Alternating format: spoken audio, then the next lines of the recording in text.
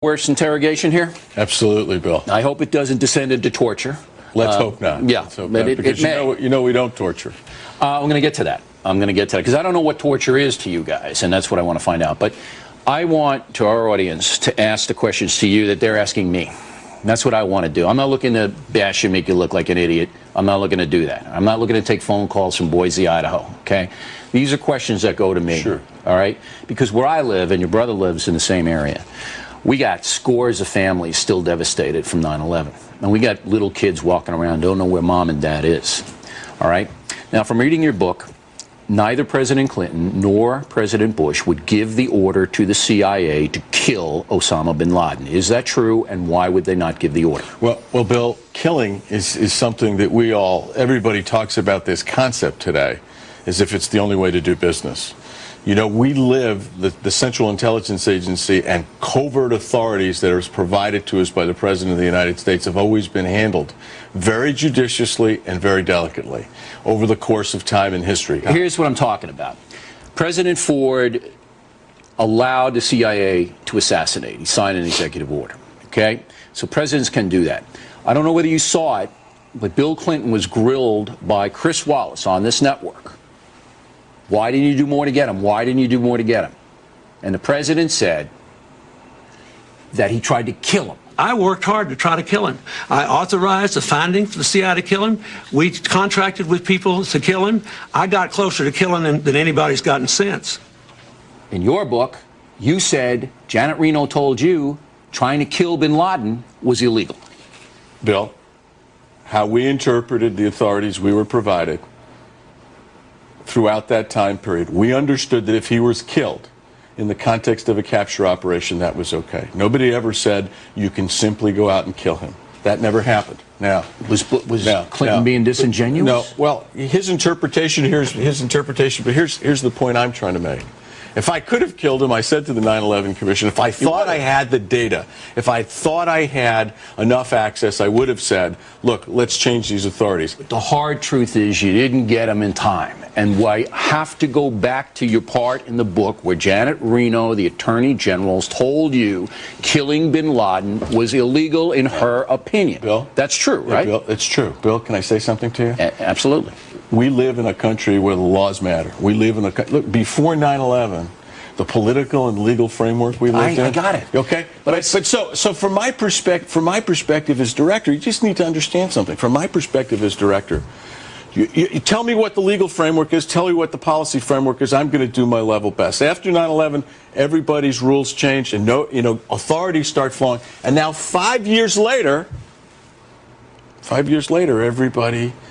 Well, nothing's happened in 5 years, right? People, what does bin Laden think? What does he think? Right now in American history, there's a propaganda war about Osama bin Laden and Iraq. The left, the Bush lied crew, all right, pushes one line, and you and the Bush administration and the Clinton administration, to some extent, pushes another line. And I'm trying to cut through the fog here, Mr. Tennant. It's not easy. I got a president of the United States telling Chris Wallace in the most emphatic fashion that he tried to kill him. I tried to kill it. I got your book saying, no, they wanted to capture him, and if he got killed, okay. Almost. So what's the truth? The truth is almost all the authorities that we were provided are as I described them. Okay, I understand the word kill. The word kill is what everybody wants to talk about. I don't think President Clinton nor President Bush ordered you guys to kill him. That's what I'm getting from almost everybody I talked to. You had a meeting with Condoleezza Rice in July of 2001, 2 months before 9/11. Scott Pelley asked you, okay, you say you told Condoleezza Rice the danger was imminent. We're going to get hit. Why aren't you telling the president, Mr. President, this is terrifying. We have to do this now. Forget about the bureaucracy. I need this authority this afternoon. Right, because the United States government doesn't work that way.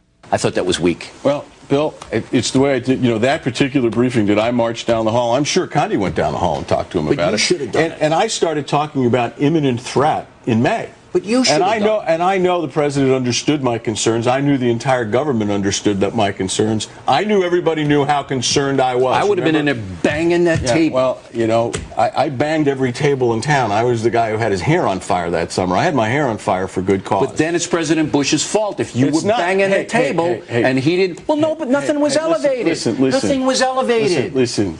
See, this is you know, policy, intelligence, policy across two administrations, policy, law enforcement.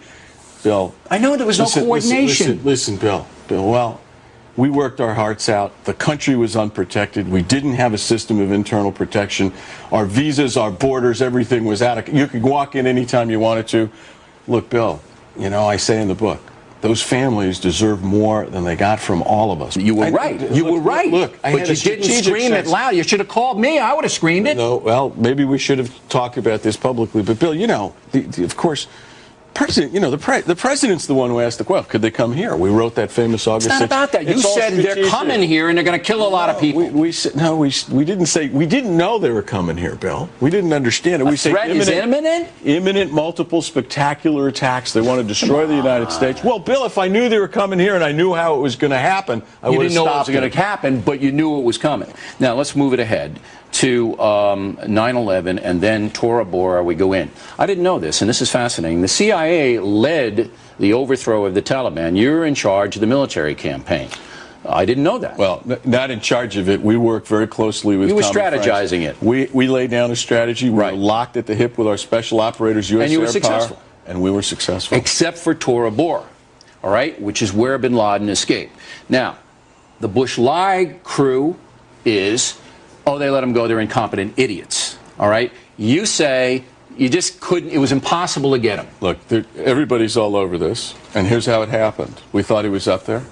We played with what we had on the ground. We were relying on tribal assets. In fairness to my guys on the ground, you know, we now know, and looking back through all this history, they wanted more people to show up. Could Franks have gotten you more people? Well, Tommy felt at the time, in discussion with our guys, he felt it's going to take too long. Look, we didn't go to Afghanistan with a big footprint. No, but could you, if you had more guys? It may have taken weeks, and we didn't. And Tommy didn't think we had the time. A decision was made. We played with what we had. If you look at this terrain, Bill. No, I know. It's almost inhospitable. So here we are in an operational environment. It's what happens. Do all of us wish we'd gotten? Absolutely. The reality we were dealing with, the number of people we can get there quickly. I don't know when he left. We know he left, and that's what happened. Okay. All right, in our next segment with Mr. Tennant, we'll get into one of the biggest mistakes in American history, WMDs, and the Al-Qaeda-Iraq connection. Also, Dennis Miller's life was changed on 9/11, so he'll